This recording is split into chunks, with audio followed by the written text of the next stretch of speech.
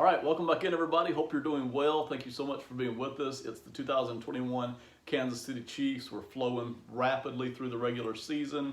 And I want to talk today specifically about Tyreek Hill, where I'm going to briefly cover how the best ways are to use him, which everybody in the world already knows. But what I'm driving at today is a couple of things that I've seen Kansas City do with Tyreek Hill that I really don't enjoy as much and make me a little uncomfortable. And again, it's not that they shouldn't do this at all, but I would like to see them kind of cut down on this a good bit and keep it to a minimum. All right, so I'm going to start right here. This is not a real play. Basically, what I've done right here, I've got the Chiefs offensive line, Mahomes at quarterback. You've got the running back right here. And what I've done, just for sake of being able to study Tyreek Hill for a minute, I've put all the other receivers here on the other side of the field. So Kelsey or Gray or Hardman or whoever you want to plug in, for the sake of being able to isolate Tyreek Hill today, I've just stuck them all on this side of the field, which isn't normally what you would ever see, okay? Normally, what you see with Tyreek Hill, you see when he's at his most effective, when he's really giving defenses fits, you see him doing the go route. That's the number one. And that's just flat out using his speed, okay? That's just usually when he's one-on-one and when the safety's either not coming to help or can't get over fast enough to help. You've got the simple go route, and that suits Tyreek Hill perfectly because not only is he incredibly fast, he's a good receiver. He knows how to go up and fight for the football. He's an excellent receiver on top of just being fast. Now, the second way that the Chiefs like to use him, and anybody who would, is your typical post route, which means basically he's going to come up this way and then cut toward one of the goal posts, okay? And again, that's very effective. It uses his speed. It stretches the defense. It puts a lot of pressure on the defense, even with two guys, because they're usually using two guys to cover Tyreek Hill. Puts a ton of pressure on the defense to try to keep up, okay? And the third thing that you'll see is you'll see him move over more toward the slot position, and you'll see, I don't know really what to call it. I'll call it a pylon route. Basically, from this slot, he's just going to cut straight over this way toward that pylon. Is basically where he's going. Now, he's not necessarily going that deep every time, but he's always looking second level or third level of the defense. Usually, when Tyreek Hill is at his best, and we'll get into this in a minute, he's usually not hanging here around the line of scrimmage.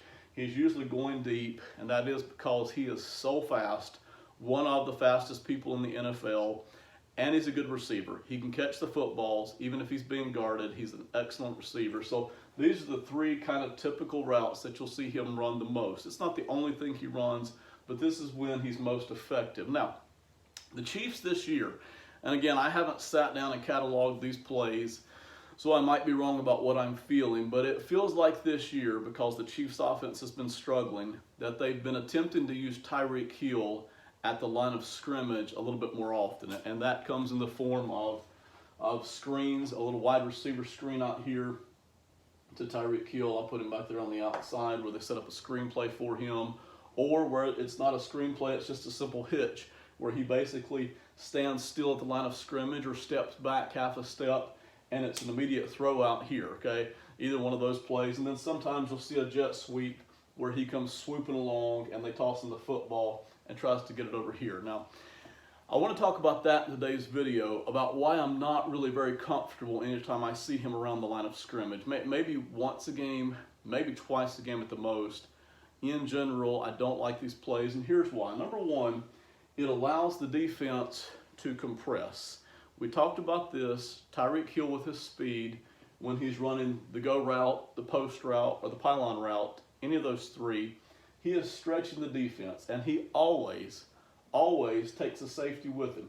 And that safety has to go to any of these places on 90% of these plays, and he takes that defensive back with him. So he's taking two players with him, and he is stretching that defense. And the Chiefs have done that very well for 3 seasons.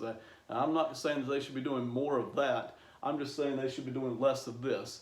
Because anytime you put Tyreek Hill here, and you keep the ball here with Tyreek Hill, you are immediately squeezing the defense in. Now, someone will say, well, aren't you also stretching the defense horizontally and making them cover more this way? Well, if you want to do that, the guy to do that with is Mecole Hardman, okay?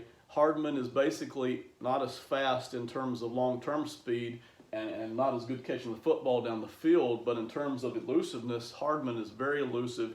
You can run those plays to Hardman out here and not have to do those to Hill. You can still keep Hill on all the deep stuff. But when you do this very often, and again, I haven't sat down and counted it. It just feels like Kansas City is keeping him here at the line of scrimmage more often this year. The more you do that, it allows these safeties to begin to drift down, and they don't have to cover all this deep third of the field, because Kelsey, even as good as Kelsey is, he's usually covering that second level. He's usually not working the deep third of the field. He's kind of working the middle of the field right here, okay? So I like, for that reason, to constantly challenge the defenses at that third level to see Hill way out here on almost every play, as opposed to anything around the line of scrimmage.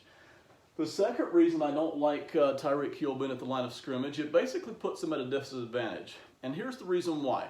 Tyreek Hill, on every play, no matter where he goes, he's basically going to drag two defenders with him. And what that does is, if he's on one of these routes here, basically you've got him behind one defender already, and if he catches the football, all he has to do is beat that second defender in order to get a big play or a touchdown. But when you put him back here at the line of scrimmage and he catches the football here, the best he can do, he's got 2-on-1. He now has two defenders to beat, because remember, on every play, two defenders are basically watching him the whole time. And now he's got basically a 2-on-1. He's got to beat this guy first and beat this guy. And while he's dancing around, while he's doing that, while he's trying to shake loose from these two guys, we've got more defenders coming over. So it puts Hill at a disadvantage, really. And again, he's an elusive player, but that's not his best asset. His best asset is vertical speed and catching the football down the field. And that's another reason why I don't like this. Now, one reason why I do like the jet sweeps, and I don't like these screens and these hitches, is because on the jet sweep, you give the ball to Tyreek Hill in motion. When he's getting the ball here, and again, I don't want to do a lot of jet sweeps with Hill either, but when you give the ball to Hill this way and you basically toss him the football, a little kind of a shovel pass or whatever, he's already in motion, he's got speed, he's got a chance to beat somebody here around the edge. But when you give him the football right here and he's just standing there, he doesn't even get to use his vertical speed anymore. He's basically starting from a standstill position.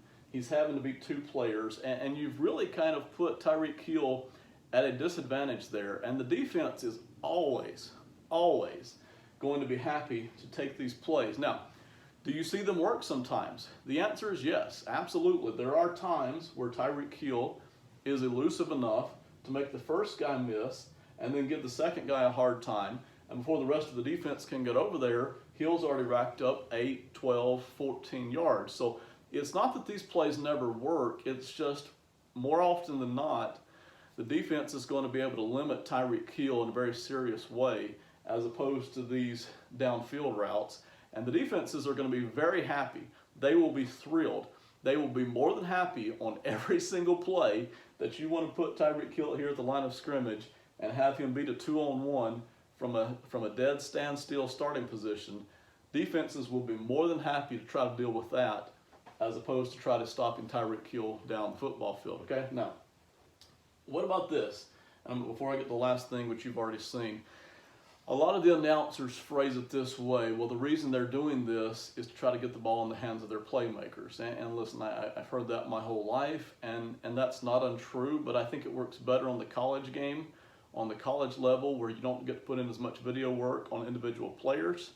If NFL teams know that you're handing the football here to Tyreek Hill at the line of scrimmage, they are able to adapt and adjust a lot more easily and a lot more quickly than college football teams can, okay? So I do not like this at all. The biggest reason I don't like it, if these first two reasons aren't enough, and I think they're enough, but if these first two reasons aren't enough, the last reason that I don't like it, it's a higher risk of injury. More often than not, Tyreek Hill here, if he's catching the ball, he's going to be tackled either by this guy, or both guys. Sometimes, if he's dancing around here, if you've got a fast linebacker or another fast nickelback over here, he may be getting piled on by 3 different players. And that's where you really start to run the risk of an ACL tear, an MCL tear, an ankle injury, a hamstring, something like that. Not the hamstring so much, but those other 3. You run the risk of injuring a leg, and if one of Tyreek Hill's wheels are hurting, he's just not the same player anymore, and he can't do anything downfield, okay? So I don't like that. That's what I really am driving at here. This is the biggest reason of all to me. It puts him at a bigger risk of injury. And what's going to happen if you get the ball to Tyreek Hill here? He's such a fighter. He wants to dominate on every single play. He's not just going to step out of bounds here.